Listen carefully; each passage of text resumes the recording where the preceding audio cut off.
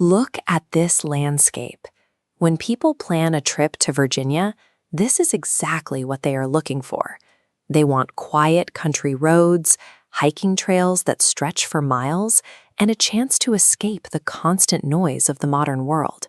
You pack your gear and head toward the mountains because you actively want dense tree canopies overhead.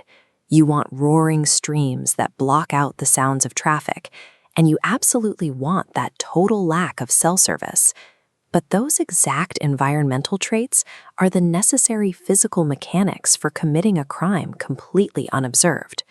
The things that make a forest relaxing are the same things that make it a trap. To understand how this works, we can map out the state's distinct biomes. If you look at the deep swamps, the isolated lakes, the open highways, and the national parks, you start to see how the landscape acts as a natural accomplice to predators. Nature is impartial. Total isolation is a sanctuary right up until the moment someone with bad intentions steps into it. Sitting on the border of Virginia and North Carolina is the Great Dismal Swamp. It is 750 square miles of dense peat, thick roots, and black water. This specific environment naturally swallows physical evidence.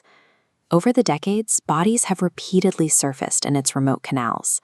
In 1987, it was 19-year-old Kathy Bonney.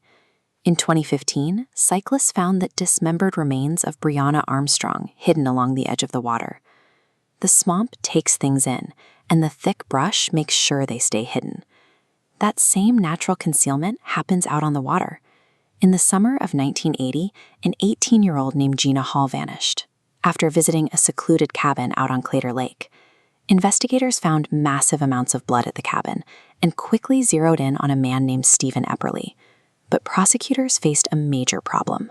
They needed to charge Epperly with murder, but the vastness of the lake and the surrounding wilderness had completely swallowed Gina's body.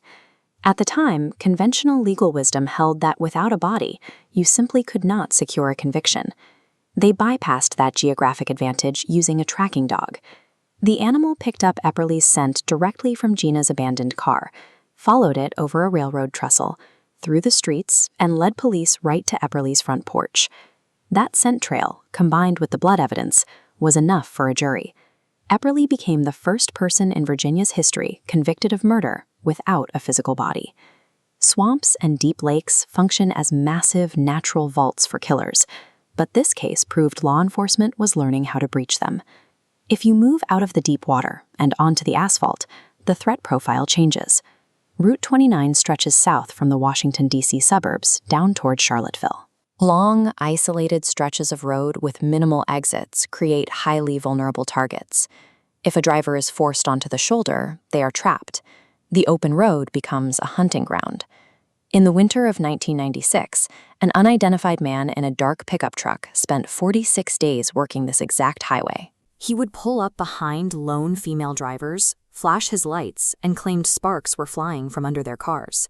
He weaponized the isolation of the road to get them to pull over. What makes this stretch of highway so deceptive is its proximity to vibrant college towns like Charlottesville.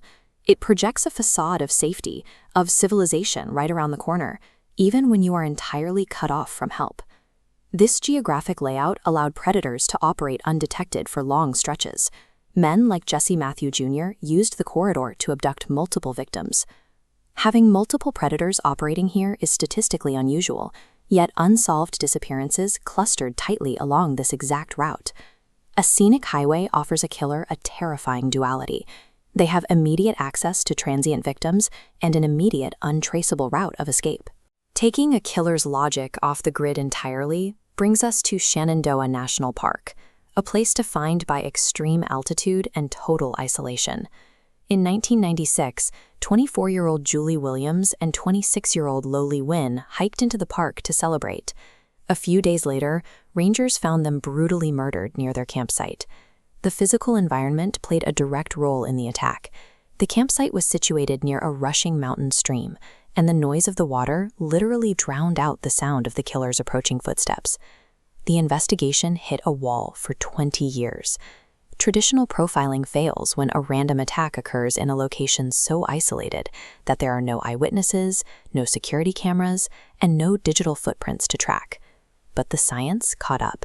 In 2021, investigators pulled DNA from items that had never been fully analyzed.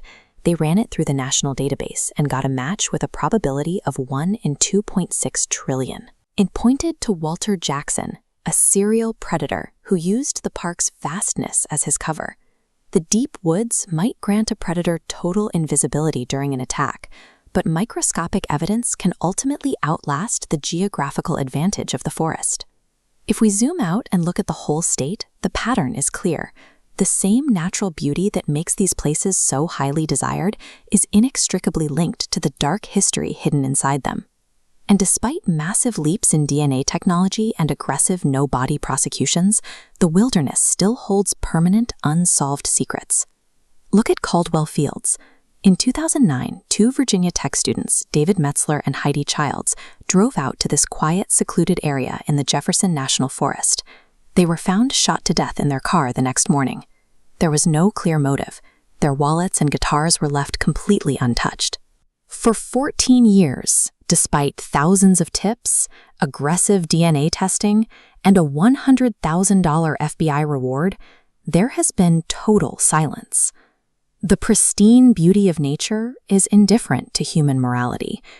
When we seek out true isolation in these beautiful places, we have to accept the reality that we are entirely alone.